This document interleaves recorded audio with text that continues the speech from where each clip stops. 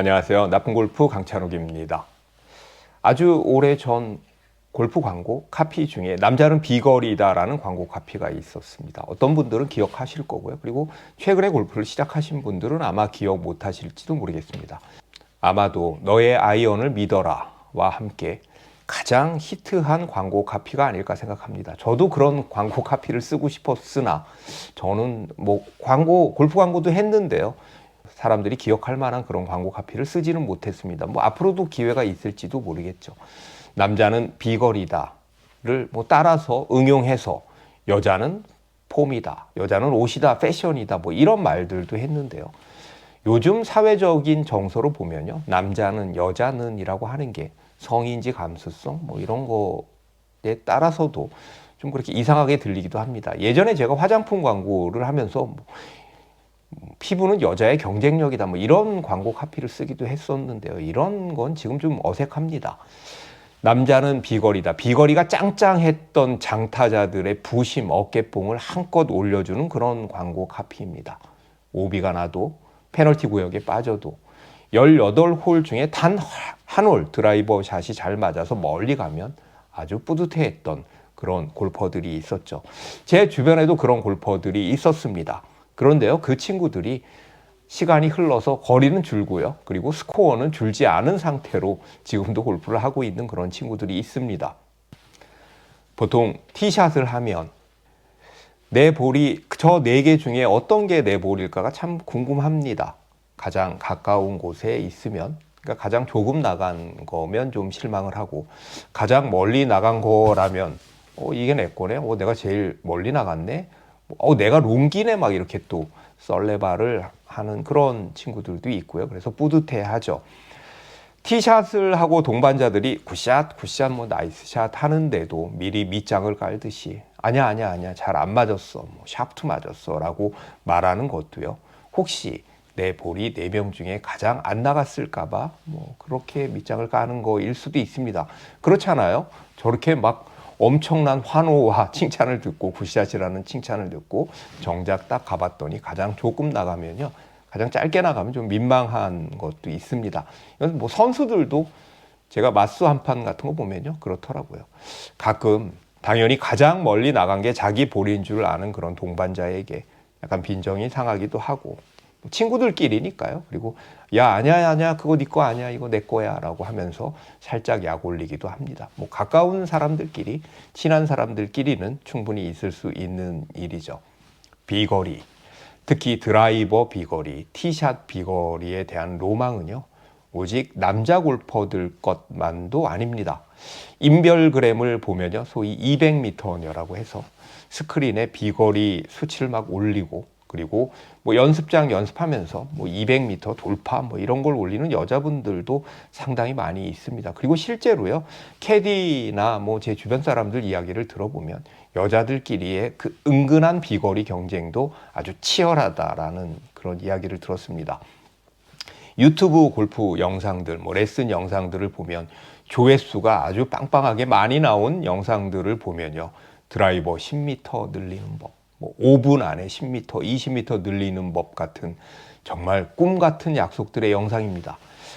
저도 썸네일 제목에 혹해서 많이 들어가 봤습니다. 그런데 잘 안 늘긴 하더라고요.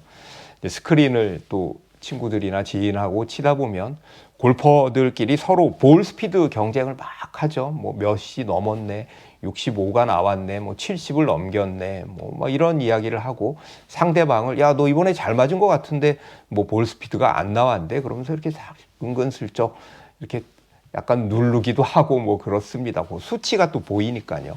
그렇다면 왜 우리는 이렇게 비거리, 특히 드라이버 비거리에 집착을 할까요? 일단 인간은요, 숫자와 등수에 집착을 합니다. 캐디에게 여러분들 그런 거 물어보신 적 있지 않나요? 이 정도면 드라이버 몇 나간 거예요. 그 숫자 200 몇십이라는 그 숫자요. 4명 중에 비거리 내가 1등이야, 내가 롱기지 같이 제일 많이 나갔다가처럼 그런 또 등수에도 또 우리는 집착을 합니다. 저 나이에 저만큼 나가다니, 야, 이 나이에 이 정도면 많이 나가는 거 아니야? 이 역시도요, 결국 숫자에 비한 숫자인 것이죠. 어떤 골퍼는요, 스코어라는 숫자, 몇십 개, 몇십 몇 개를 쳤다라는 그 숫자보다 드라이버 비거리의 숫자에 더 큰 의미를 두기도 합니다. 근데 이런 골퍼들은요, 아까 이야기한 것처럼 스코어를 잘 줄이지는 못합니다. 다른 건 다 떠나서 드라이버 비거리만으로도 어느 정도 우월감을 가질 수 있는 거죠. 그리고 다른 샷들을 못해도 드라이버 비거리만으로 스스로 위안받을 수 있습니다. 왜냐하면 가장 적나라하게 보이는 거니까요. 그 거리의 차이, 그 다음에 페어웨이에 들어가는 그 드라이버의 볼 같은 게요. 그리고 드라이버 비거리를 포기하지 못하는 이유는요, 사실 실제로 멀리 나가면 다음 플레이가 쉬워지기 때문입니다. 얼마 전에 우승한 31살의 배소연 선수가 그런 이야기를 했습니다. 오히려 30대가 되니까 내가 드라이버 비거리를 더 늘려야겠다.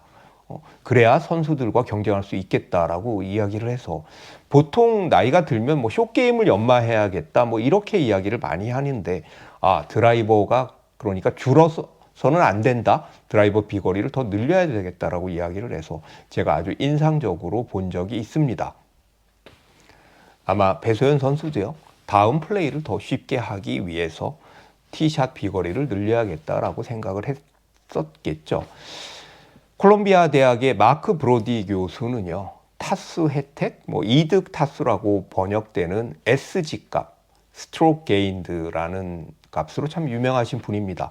최근에는요, 모든 통계 수치에 이 SG 값이 올라갑니다. 그 선수들 기록에 대한 통계에서요, 어떤 특정한 샷이 다른 선수들보다 얼마나 타수를 줄이는데 효과적인가, 얼마의 타수를 줄였는가를 이제 분석하는 건데요. 마크 브로디 교수의 말에 따르면 통계적으로 골퍼가 10야드를 더 보내면 한 타를 줄일 수 있다고 말한 바가 있습니다. 여러분 기억하십시오. 10야드를 더 보내면 평균적으로 한 타를 줄일 수 있다입니다.